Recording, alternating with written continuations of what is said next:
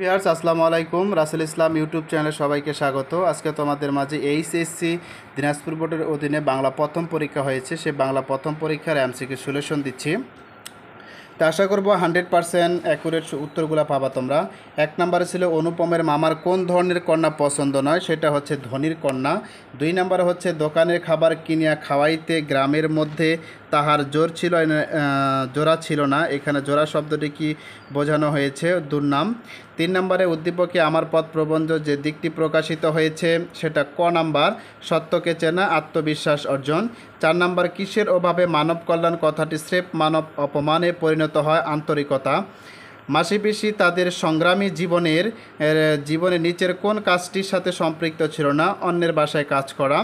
তারপরে হচ্ছে এখানে দেখো একটা উদ্দীপক দেওয়া আছে 6 নম্বরের, উদ্দীপকটা আমি না পড়ি, তোমরা মিলিয়ে নিবা। উদ্দীপকে মাসি পিসি গল্পের সাদৃশ্যপূর্ণ দিক হলো 1 আর 3, গ নাম্বার।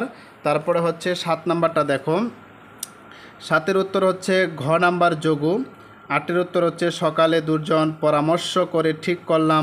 52 দিনগুলি রচনায় কোন পরামর্শের কথা বলা হয়েছে? অনশনের। 9 নম্বরে হচ্ছে ক নাম্বার।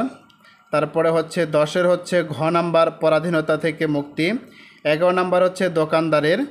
12 নাম্বার হচ্ছে রেইনকোট গল্পে নুরুল হুদার ঝুলন্ত শরীর কাঁপতে থাকে কেন? দেশপ্রেমের উত্তেজনায়। এরপরে দেখেন 13 নাম্বারটা।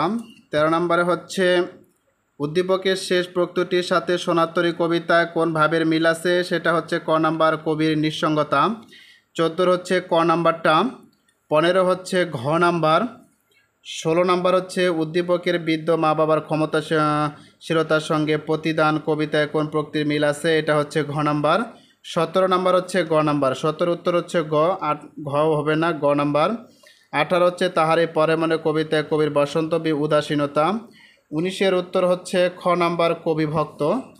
এরপরে দেখেন এখানে 20-এর উত্তর হচ্ছে খ নাম্বার। 21 নাম্বারের যে প্রশ্নটা আছে, 21-এর উত্তর হচ্ছে সাপ্তাহিক সোনার বাংলা, ক নাম্বার। 22-এর উত্তর হচ্ছে ঘ নাম্বার, বয়সন্ধিকাল। 23-এর উত্তর হচ্ছে আমি কিংবদন্তির কথা বলছি কবিতায় কোন শব্দ? এটা হচ্ছে কবিতা। এরপরে দেখেন 24 নম্বরে সদা তারুণ্যের চেতনা, ক নাম্বার। এরপরে হচ্ছে সিরাজউদ্দৌলা নাটকে নবাবের পদাতিক বাহিনী কোন দিক দিয়ে দুর্গ আক্রমণ করে? খ নাম্বার, দমদমের শুরু রাস্তা দিয়ে।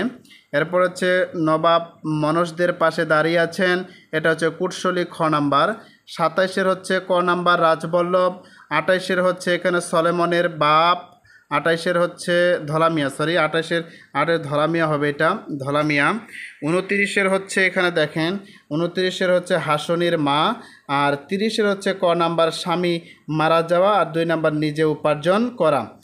তো এই হচ্ছে আপনাদের বাংলা প্রথমের 100% অ্যাকুরেট এমসিকিউ সলিউশন। তো সন্ধ্যায় আপনাদের মাঝে আবারও একটা বাংলা দ্বিতীয় সাজেশন নিয়ে হাজির হব।